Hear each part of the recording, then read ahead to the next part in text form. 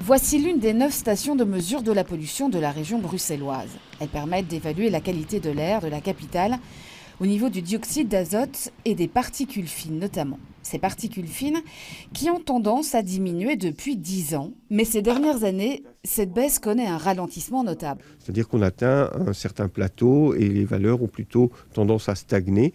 Il n'y a plus d'amélioration aussi importante que par le passé. Et ça, c'est préoccupant ? Alors ça reste un problème parce que les moyennes que l'on a actuellement sont très loin des valeurs recommandées par l'Organisation mondiale de la santé.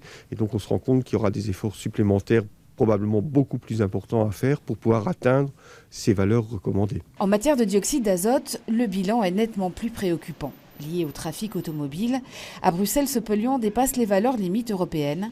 Et c'est à la station de mesure d'Ixelles, du côté de l'avenue de la Couronne, que les chiffres les plus élevés ont été relevés. Dire que là, on observe des dépassements de la valeur limite européenne, donc à la fois à Bruxelles et également dans d'autres grandes villes de Belgique, comme Anvers par exemple. Pour quelle raison ? Alors c'est lié au trafic automobile, essentiellement lié au trafic automobile.